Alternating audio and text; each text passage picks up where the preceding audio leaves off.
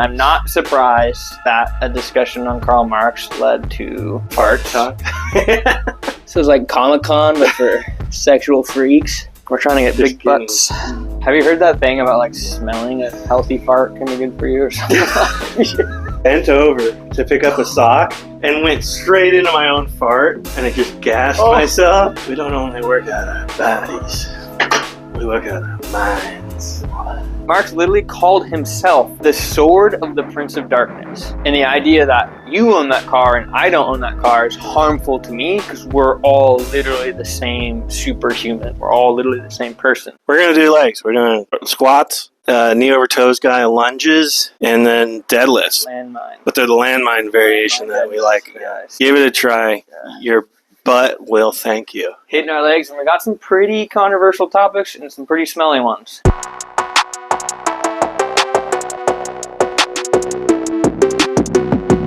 I will give it to her for that. Like, in terms of like a live performer. For how much she performs. Yeah. And she's on tour. She's not like just in Vegas or something. Yeah. Like, she's going around and doing that. Like, that's pretty impressive. Yeah, that's definitely intense. Like, she deserves props for that. I couldn't do that. There's Taylor Swift has a stalker who she's had multiple run-ins with, and the guy keeps getting released with, no bail, and immediately going straight back to her house. And like, it's the one hope that we have is that Swifties will come together and create some sort of bail reform, or reform the bail reform, to make it back how it normally was, where there's like, you actually just like people who are violent or stalkers or anything, like, isn't as easy. It's not as easy to let them back out the same day, so they can go kill 7 more people. Like, you think after like they let enough guys go who immediately go out and commit more violent crimes or murders, the judges would have like a guilty conscience and like not do that anymore. Yeah. What's going on there? Like, do they just not have a conscience, or are they that woke they're not realizing it, or are they purposely doing it to cause destabilization? Yes. So let me put it this way. There is no such thing as unnecessary violence when it is for the revolution, right? This is Marx, Engels. So basically, the collective human, the collective experience, as long as that's suffering, you need to change things to make it better. And particularly, there's the more oppressed groups, right? So it's not just the collective humans, but it's like... Are you filming now? Okay. The oppressed category. Way too smart. They're not seeing it as a bad thing that they're letting criminals off, like basically... And this is an epidemic. Welcome back to the Rest Day podcast, guys. We're doing legs. We're doing legs. We're already talking about crazy things. They don't believe in the old, like... Literally the idea that there's absolute truth, right and wrong, even family, like even personal property, those are considered old, archaic beliefs. Like Marx basically believed everyone was the same human, sort of like Hegel. We're like all a collective. So if I make a chair and you're the guy that owns the chair and you sell it for profit, you just stole part of my body and my soul and benefited yourself instead of all of us benefiting each other. And the idea that you own that car and I don't own that car is harmful to me because we're all literally the same superhuman. We're all literally the same person. So if part of me is restricting also my thing, it's has nothing to do with actual economic theory. He was like a religious nut. He was literally crazy. Marx literally called himself the sword of the Prince of Darkness. And his father, who was a Christian, said multiple times that he thought he was demonically possessed. Like Marx's own words, look it up. I am the sword of the Prince of Darkness. It was in a poem, but take that with the rest of his life. Anyway, so that's the point, right? There is suffering, there's oppressed classes, and our justice system is built on these old ideas that are part of that oppression. So even letting criminals go, as long as it's disrupting that old justice system, is for the greater good. So that's how you can let a meth dealer, a rapist, a murderer off, is because it's a necessary sacrifice for the greater good, for the revolution. To overthrow these ideas that oppress the superhuman, private property, family, work ethic, stuff like that. Seems like a bit of a leap. It's But maybe huge it's subconsciously is like what's going on. No, yeah, definitely. I mean, people in the 60s were saying they recognized this, It's been developing for a while. It moved from Marx was just economical. Right after he died, that's when critical theory came. That's what critical theory is applying that now to social, family, and arts and economics, everything. So that's how you can impress someone with your music, with the way you dress, with how you talk. Like, it's not just economical now. It's not just the worker and the owner of the factory. Everything. We don't only work out our bodies. We work out our minds. The other day, I woke up, stood up, like looking for my clothes, and I let a fart rip.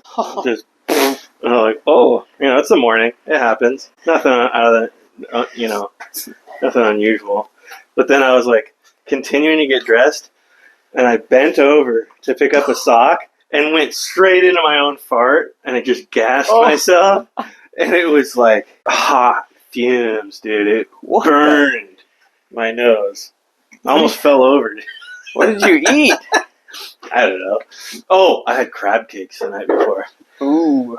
Crab cake. It's a crab cake burger. It smelled at, the dairy farms out of Rickreall. It smelled exactly like that. Dairy farm smell. I was like, I like pepper sprayed my nose. You're making me, as part of the collective human, sick. Just hearing this. I like Dutch oven to myself. You're oppressing the rest of mankind with your sickness. I literally haven't smelled one of my farts in a while. I feel like you smell other people's farts more than your own. I don't know. I kind of thought my farts didn't stink that bad. I was like, I guess I'm like pretty healthy, but no, they're just very localized. Have you heard that thing about like smelling a healthy fart can be good for you or something? I feel like that's a thing I've heard. Let's fix your gut bacteria.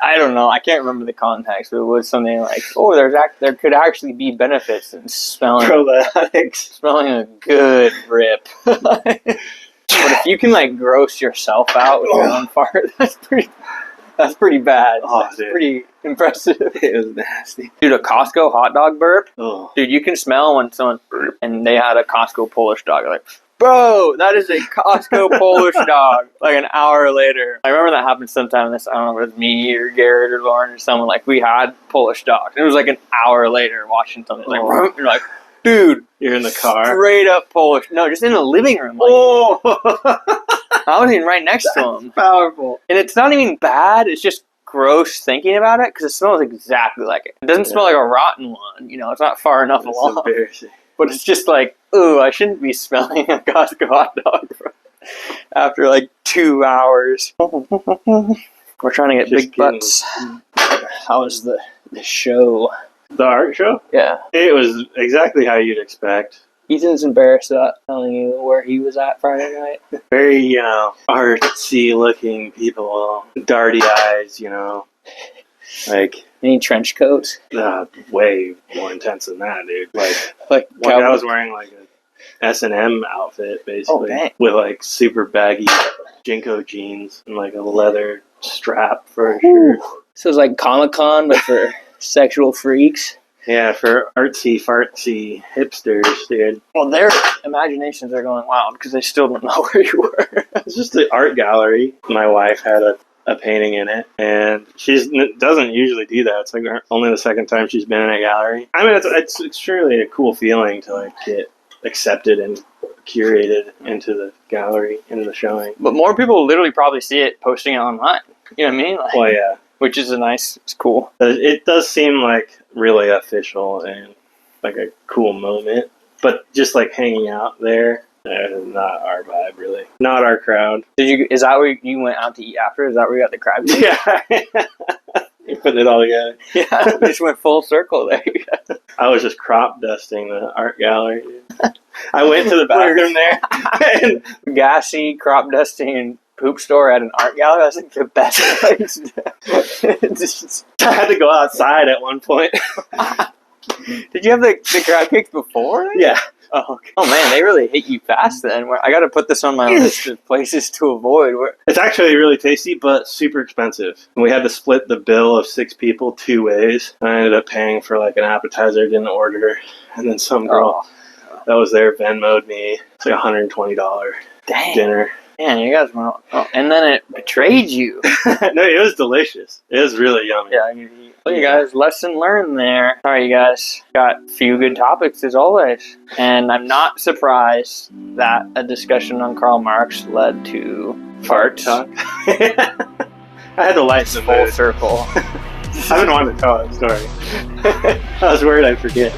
Yeah, so like, subscribe, comment, you guys. I'm going to keep rolling these out. And again, we're getting some awesome microphones this week. So there's only going to be like a couple more videos. These ones work, you can hear us, but I know it's not super great, so these ones kind of suck. But we're going to get really good ones, so it should sound really cool. So we'll catch you guys next time. Peace. Peace.